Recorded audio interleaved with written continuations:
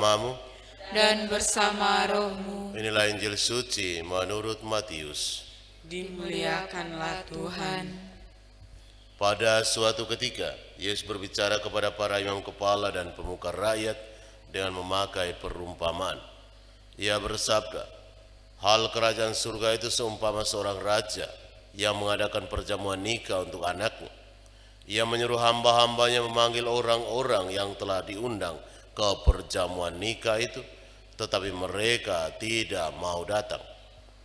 Raja itu menyuruh pula hamba-hamba lain dengan pesan, katakanlah kepada para undangan, hidanganku sudah kusediakan, lembu-lembu jantan dan ternak piaraanku telah disembelih, semuanya telah tersedia, datanglah ke perjamuan nikah ini.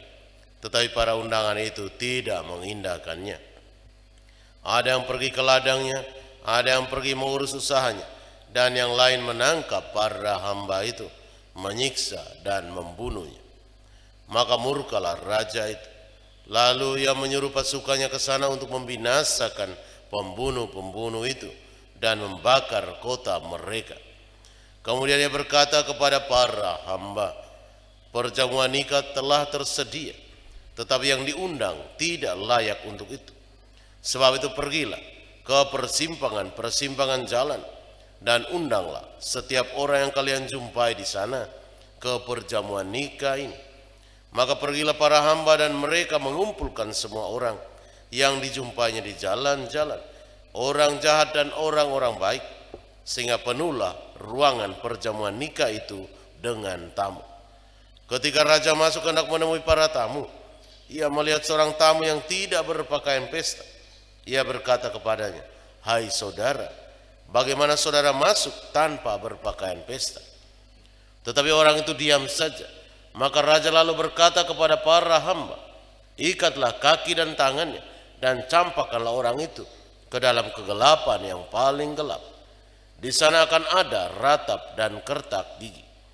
Sebanyak yang dipanggil, tetapi sedikit yang dipilih. Demikianlah sabda Tuhan. Terpujilah Kristus. Para suster, frater, Bapak Ibu, saudara-saudari yang terkasih, Santo Pius ke-10 adalah orang yang pertama kali membuat gebrakan-gebrakan dalam gereja Katolik untuk keterlibatan banyak orang, termasuk anak-anak muda.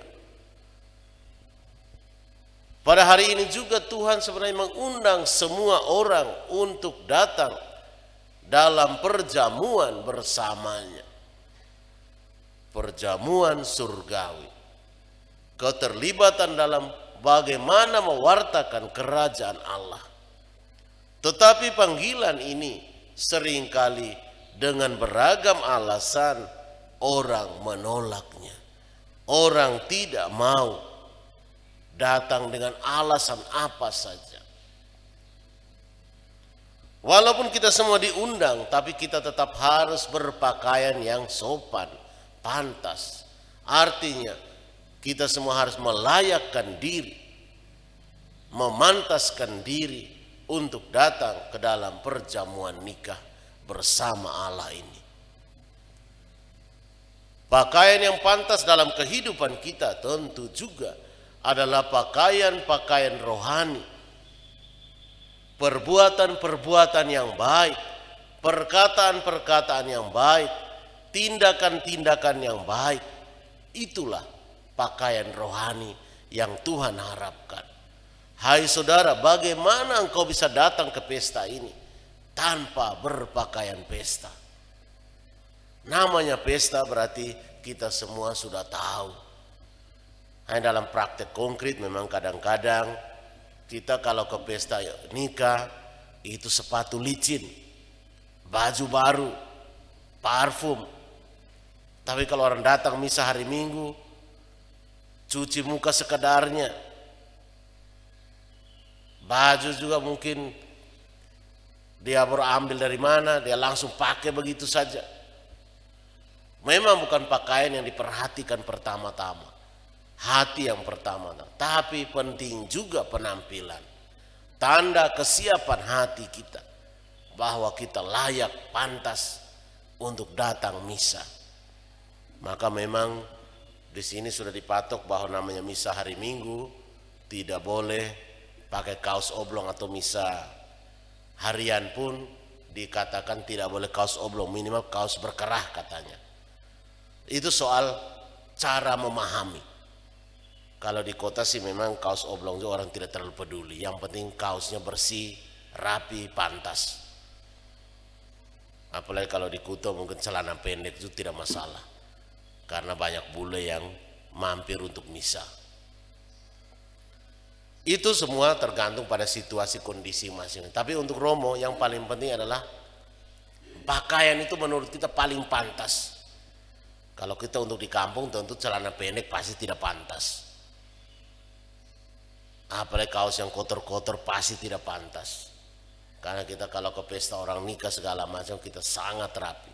Ketemu camat aja kita rapi setengah mati. Apalagi ini ketemu Tuhan pemilik kehidupan kita. Tuhan mengundang kita untuk datang ke gereja tentu dengan pakaian yang pantas. Untuk nona-nona tentu ya roknya mungkin harus di bawah lutut lah. Bajunya jangan sampai terlalu pendek sampai pusar kelihatan, pasti tidak sopan. Lengan tidak ada, nah, itu juga pasti tidak sopan lah, tidak pantas. Pakai baju yang ada lengannya, jangan you can see. Nah, jadi you can see itu kan arahnya banyak. Can see apa? Dapat melihat apa? Atau di NTT dikenal ada istilah CU. CU itu celana umpan, kalau RU rok umpan, kalau BU baju umpan. Nah, berarti itu. Artinya semuanya ada umpannya. Siapa yang makan umpan itu berarti celakalah dia. Nah, itu berarti CU, BU, dan RU. Celana umpan, baju umpan, dan rok umpan. Apakah kita memakai seperti itu? Mari kita bertanya diri dan semoga Tuhan selalu meluruskan dan membersihkan hati kita. Amin.